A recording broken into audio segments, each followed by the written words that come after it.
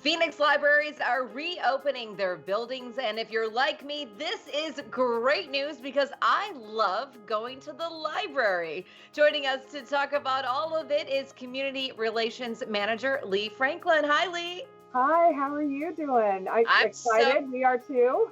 I'm so excited about this news. This is fantastic. Lee, tell us about the reopenings. Which started on April 19th, we restored eight in-building visits at 8 of our locations. And then we will restore in-building visits at 4 more locations effective May 3rd. And the final 4, they will be restored effective May 17th. So we'll be welcoming visitors to come back in to pick up holds, to browse the collection, to have access to a computer and the internet, to check out a Wi-Fi hotspot or a laptop, renew their library card, or interact with librarians again. Yeah. Yeah, it sounds like a great plan, and you're planning for success. So, talk Yeah. about any protocols that are put in place that we should know about before we visit. Oh, yes, yeah, absolutely. So the protocols, the health and safety protocols we have are what most people are experiencing and expecting and as they are slowly able to reemerge and come back out into public life, if you will. So masks and face coverings will be required, as will social distancing.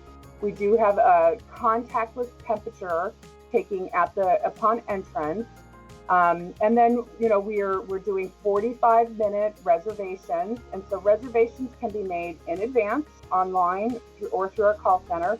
We also have for every location a select number of those reservations that are set aside or dedicated to be able to accommodate drop-ins. So the reservation system is so that we can effectively and efficiently maintain our limited occupancy at each location. So 45-minute reservations, and then we clear the buildings for 15 minutes while we, clean, reset everything, and then welcome the next block in. The schedule is 12:30. That starts at 12:30 and goes to 5:30, and then we are continuing curbside services at all of our locations. You've been doing curbside for the last year. Why is it important to get the community back inside the buildings? Well, I can see this is me personally too. I love the library. It's kind of my job to professionally and publicly love the library, but I do in my personal world too. And I think that being able to know that the library is there and open is kind of like that beacon in the corner. It's that sense of normalcy that we're able to return, like restore a little bit of that makes us all feel, a certain level of comfort or maybe eases some anxiety. It's one thing we're able to put back in place, something that we counted on for generations. So like, we hear that, we have restored in building visits at our first 8 locations. And those that have taken part and have come in have been, we've gotten such positive feedback and very, very grateful. And our library system, our staff and our library family, us too, we've missed that. That's for many of us, it's the reason why we're here and do what we do is connect our community members to the impactful services and resources and just that reliable, kind of cornerstone of our community that we know so many of our neighborhoods and our customers rely on. Are you offering all the same services?